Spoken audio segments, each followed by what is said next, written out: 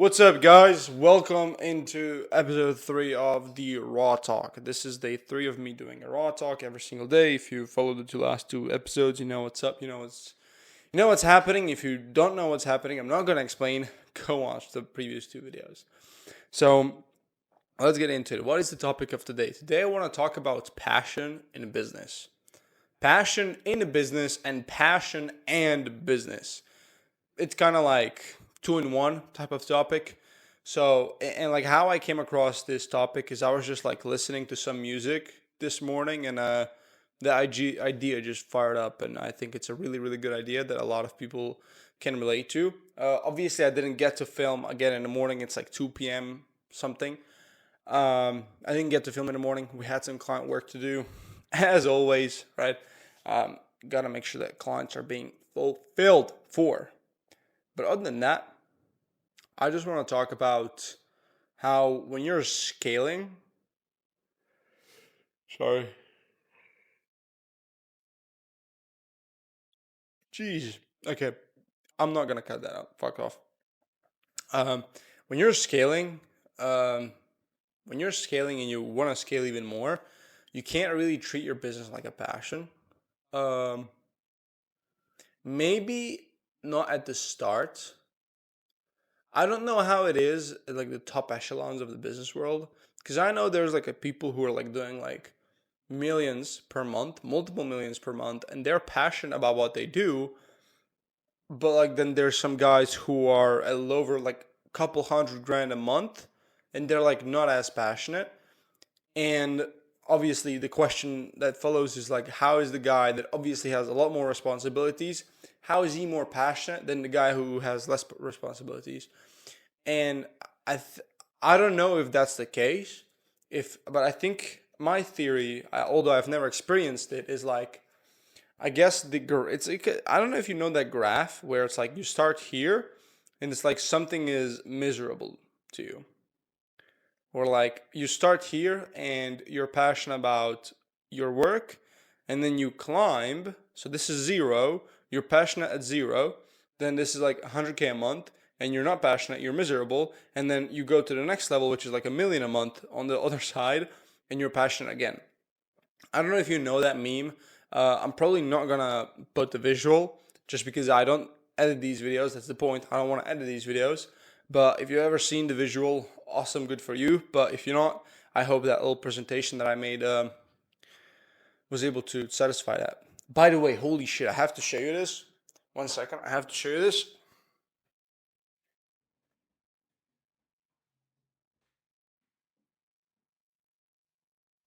Look at this shit. Oh my gosh.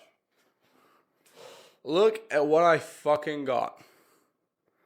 I got a fucking iPad. A literal. They gave me a pink iPad. They said they didn't have any other. Uh, I just took it because I need one to make content for my business channel. And this is wait, I can actually. Um, I set up face recognition. Okay, I can actually make that visual now. How how do I write, guys? I never had uh, an iPad, so bear with me. But how do I write? How do I like? Okay, I couldn't find it. I tried to find the feature. Guys, I never use an iPad, so I don't know how to find a feature. It's probably somewhere over here. I just never used an iPad, so don't laugh at me. But either way, I got an iPad, and I'm gonna be making business content with this iPad on my business channel. So there's not gonna be any Miro boards anymore. It's gonna be like very fancy videos, um, and yeah, much easier for you guys to follow as well. But yeah, I'm sad I can't make that fucking. But it's okay. It's okay. What I want to talk about, and I kind of lost myself. So, um, what I wanted to talk about, guys, is yeah, that little graph. I'm probably gonna edit this, um, so you can see the graph. I don't need to paint it, but either way, I think that's how it is. Is like at the start, you're like passionate about it because you don't have many clients to fulfill for, and you can really go deep with those clients that you have. So you're passionate. Yeah, your passion is expressionable. However, when you're at like a couple hundred grand, you have too many clients to deliver for. You can't really deliver for every single client, and it's just a mess, right? Uh, but then, like at a million, you unlock all these systems, all these skills. You can hire all these people. You have so much money, and it's just passionate. You're passionate about it again because you get to select who you're working with. I guess that's my theory. That's not my experience because I've never reached even a couple hundred grand a month, or let alone a million a month, or multiple millions. But yeah, that's just my theory. And today I just want to talk about like passion and why, if you want to start a business or like want to do something that you're passionate about, you shouldn't start a business. Because what I realized when I had very little clients, and that was like super recent. Like my agency has always like been up and downs. As of September, like I've literally done, like I've locked in on my agency for like a year, and September 2025 up until now has been the best time for my agency and the most consistent time in terms of clients. Okay? And honestly, we're getting like so many leads these days. So it's a really good situation at the moment. So what as we're getting more clients, and oh sorry, when I had little to no clients, I would really be passionate. And by the way, before I was like an editor. So instead of like being an agency owner, managing the editors, managing team members, managing staff, I used to be just a video editor, and I would edit for these people manually instead of hiring because I didn't have resources, I didn't have knowledge, I didn't have money, didn't know how to manage teams, all that stuff, right?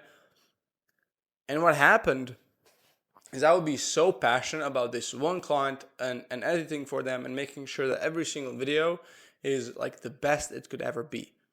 Like I would go to such an extent where I would edit a video, and what I discovered is like when I'm editing a video without the sound on, it would make me like less interested or less passionate about the video itself, and the editing process is just boring. But when I put a really good sign over a video, sorry, sound over a video, it will make me more passionate because it's the music, it's super energetic, and the video is like motivating me, and it's like I would significantly increase my energy or frequency as people call it. And I would just be so passionate about making sure that every single detail is correct. I would go as far as crying when making videos. There were literally videos where I was editing them and I was so passionate about them that I was crying, and I like this would be my screen, and this is how close I would be to my screen, and to make sure that every single detail, every single text placement is correct, like to the pixel. That's how much I cared about my clients. But what has changed? Does that mean that I care less about my clients, that I have more of them now? Absolutely fucking not.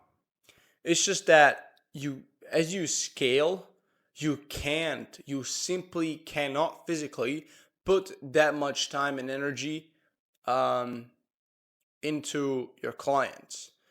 I used to sit for 2 or 3 hours editing a single video, not because that's how much it took, but because I just wanted to make it really, really good. And I was so focused on it. I spent like a couple minutes on every single second. Like it was really, really in depth. And I was so passionate. Like I'm telling you, I would get goosebumps. I would even cry to how good the video is, to how passionate the video is. I would rewatch it multiple times to try and spot the mistakes. I would do all these things to go above and beyond because I had less clients. But now it has changed a little bit and kind of upsets me. Sometimes nowadays I don't even get to review a video for a client. And that's like obviously bad.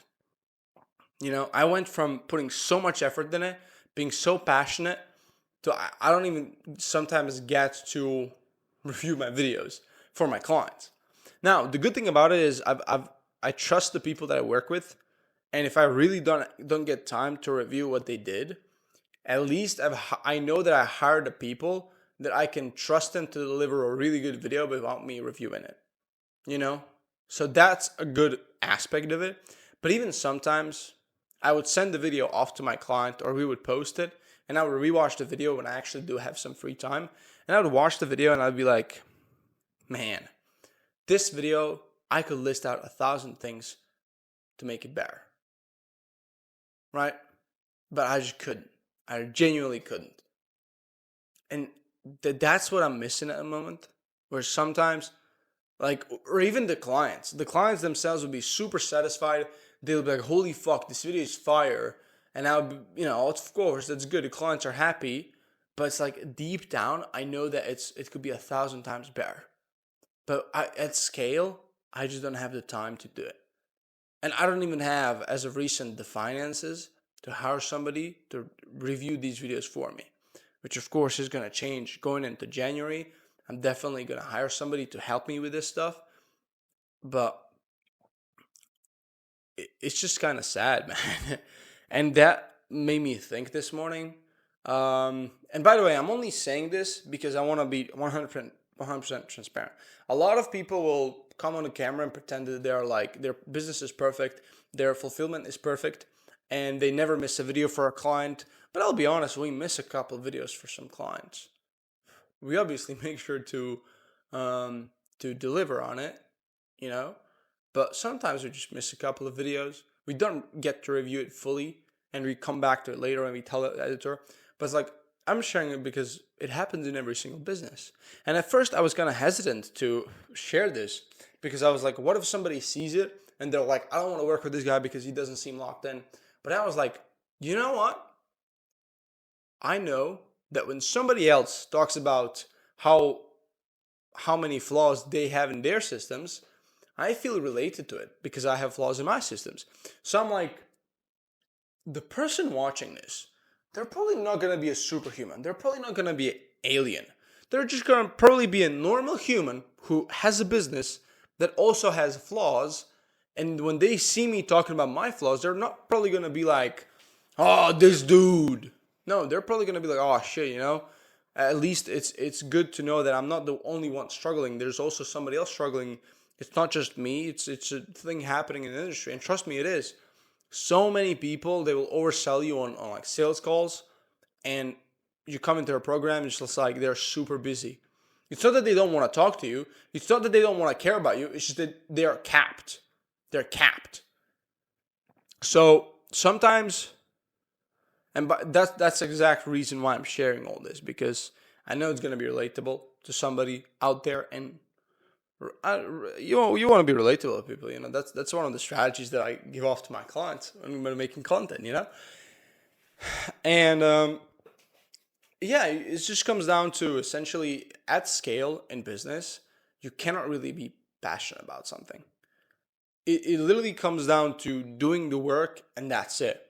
Not enjoying the work. I literally cannot afford to enjoy working for some of my clients. There's literally maybe one or two clients that I really, really enjoy, like going super hard, super in depth. But even then, it's just not the same as it was before. So that's why for example, I have to raise my prices very, very soon. I have so many leads in the pipeline. If I just accept all of them at the price that we're currently at, we're easily going to be adding like 50K a month to the business. But we're adding not 50K a month problems, we're adding 100K a month problems.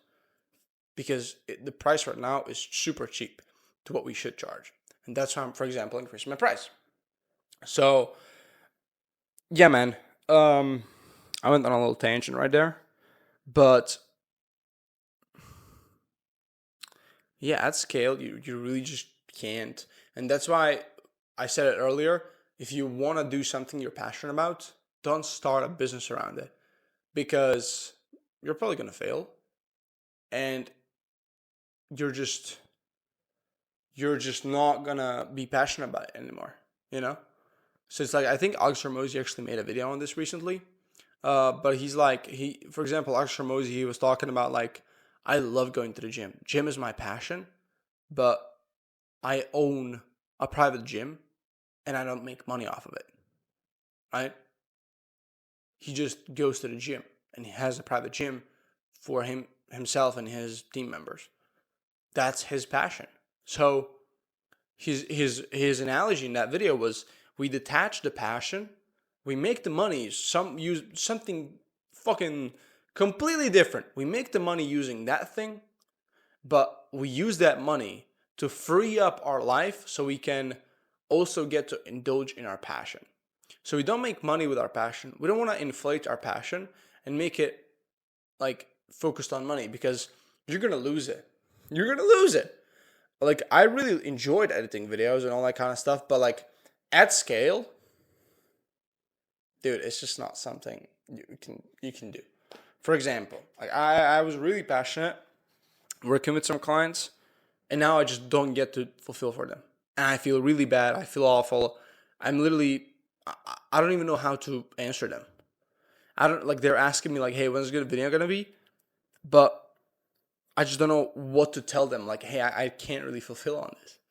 And by the way, with that specific client, by the way, I'm not saying, it's not like a client. We've been working for 2 years. It's not like he's paying me tons of money and I'm ignoring him. That's not the case. It's just a case where 2 years ago we made a deal. We're gonna make free videos for him, and anybody that he can refer to us. And 2 years later, we're still running that deal. While on the back end, I'm running all these clients that are paying me so much money, and so it's kind of like I still want to serve that client that we agreed to make free videos for, but it's just like I can't. I can't. I don't have the time, and a part of me doesn't want to prioritize it, but a part of me just feels super sad and upset about it. And that's what happens at scale. You kind of start hating business at scale. You kind of start doing things just to do them out of like professionality. You know what I mean? Like, out of just like doing them because like you're paid to do it. Obviously, we still do it to a very high level, but there's just not that passion anymore. Or for example, I have a friend, his name is Ivan. He is an amazing fucking creative director. I consider myself somebody who's like goes in detail when it comes to like giving revisions to my editors. I consider myself somebody like that. But he goes way beyond anybody that I've ever seen in depth when it comes to creative direction. And he's managed some of the biggest brands and their creative direction and how their editing and all that kind of stuff should look like. And I just know that past maybe 5 clients, like he's literally he spent 20 hours or something making one single video, and that's just like revisions, not the actual editing. So that's the level of depth he goes into, and I super respect that. But I for a fact know that he cannot do that for more than 5 clients. He's either gonna hate it, he's not gonna be able to physically do it. He is gonna have to hire somebody else who can't really do it as good as him, and even him, he's gonna have to manage, or he just doesn't do it at all for some clients, or he starts absolutely hating the process of creating direction, right? Or best case scenario, he just pays a shit ton of money for somebody that does not need or require that type of creative direction, and they can just do it on their own. But I mean, obviously, that's the best case scenario for any business. Is you just hire people that don't need fucking direction. You just trust them, and they do it really well. That's the best case scenario. But again, these people cost. Okay, these people cost. But that's just what happens. So if you're watching this video and you're like passionate, or you could be like making decent money, 50K, 100K a month, and you just feel like, man, what's happening? I'm not really passionate about this anymore. I don't really feel like, I don't know. I don't really feel like doing the work, all that. It's completely normal, bro. It's absolutely fucking normal. Everybody goes through it. I know a shit ton of people, and they all go through it. And I know a lot of people that their fulfillment is bad simply because, like, they can't do it. They can't physically do it. They have to hire more people, but even then, it's just like, it's really sloppy. Like, for example, I've seen some people, they have 10 chats, and each chat has like a little 9 plus. 9 plus, like how many messages they missed. 9 plus. That's not good fulfillment. That's not good when you have 10 people and you didn't even open 9 plus That's like 90, 100 messages that you didn't open. But of course, I understand. Who the fuck is going to open 100 messages on their own and reply every single day? Like, it's fucking exhausting. So that's what happens at scale. You can't scale the business and be like passionate about it. It just doesn't happen. Maybe at like higher levels, when you really have a shit ton of money to spend, that's when you can like, yeah, of course you can, dude. Like, fuck that. But usually no. Usually you really can't pair passion. I think the way Alex Ramosi does it is the best. Is you make money with something else, free up everything else, and just focus on your passion, or do it in your free time and actually enjoy it. But yeah, that was a yap. That was a big fucking yap. Thank you again. I don't know else what I would say. I feel like if I recorded this video early in the morning when I actually got the originally, this video would have definitely been a shit ton longer and shit ton more valuable and in depth and more specific. But I think the idea faded away, which kind of sucks. Which again is another lesson, guys. Whenever you get an idea in your mind, don't wait. Don't wait. Don't be like, oh, okay, cool. I got this idea. I'm gonna write it down. I'm gonna film it later. No, you're not. It's gonna fade away. It's gonna fade away. It happened to me so many times. I get a fucking banger idea, but I'm like, okay, fuck, I'm busy. I'm doing this. I'm doing that. I'm just gonna record it later. I record it later, and I'm like, fuck. What was the idea about? I had such a good point there, but I missed it. Now I can't remember it. So don't wait on the ideas. Film them immediately. Speed fucking matters. Speed to action. So yeah, thank you guys for watching. Make sure to follow if you're interested in more high-level business advice and more specific business advice, like actual strategies. Visit my business channel. There's a shit ton of them on the channel. And if you have any questions for me, feel free to check out my Instagram. Message me. I always message all my messages. What? I always answer all my messages personally, is what I want to say. And yeah, thank you for watching. I'll see you in tomorrow's video. This one was really, really good.